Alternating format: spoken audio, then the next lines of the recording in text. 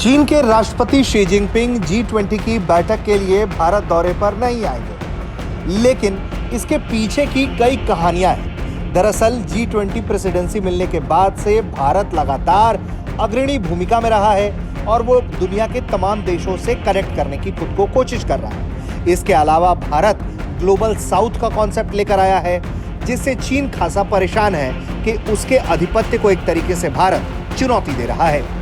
और इसके शुरुआती लक्षण लगातार भारत को देखने को मिल रहे थे कि किस तरीके से चीन लगातार भारत के रास्ते में रोड़ा अटकाने की कोशिश कर रहा है। G20 के पिछले कुछ महीनों में हुई बैठकों को देखें तो चीन का रवैया बहुत अजीब रहा है। जिन मुद्दों पर सभी की सहमति जरूरी है, उससे जुड़े प्रस्ताव पर चीन लगातार विरोध करता रहा।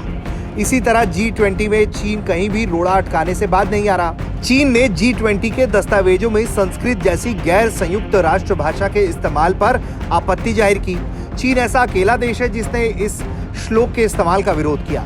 यहाँ तक कि रूस ने भी इस मुद्दे पर चीन का समर्थन नहीं किया, जबकि पीएम मोदी तक वसुधैव कुटुंबकम का मतलब दुनिया को समझा चुके। पीएम का कहना था कि भारत विश्व को परिवार मानता है। 23 अगस्त को चंद्रयान 3 की दक्षिणी ध्रुव पर सॉफ्ट लैंडिंग और फिर आदित्य L1 की लॉन्चिंग ने भारत को एक प्रमुख अंतरिक्ष शक्ति के रूप में भी स्थापित किया। इसके अलावा भारत ने चीन से दुनिया के ग्रोथ इंजन का तमगा छीना है। जहां भारत की जीडीपी 7.8% की दर से बढ़ रही है, तो चीन की अर्थव्यवस्था अपने सबसे बड़े संकट से जूझ रही है। भारत के उदय को चीन अपने लिए खतरा मान रहा है, जो खुलकर दुनिया को याद दिला रहा है कि कोरोना के समय चीन पर भरोसा करना दुनिया को कितना महंगा पड़ा। वहीं हाल में अगर बात करें तो दक्षिण अफ्रीका के जोहान्सबर्ग में ब्रिक्स बैठक के दौरान मोदी ने जिनपिंग से मुलाकात में रिश्तों को लेकर खरी-खरी कही थी।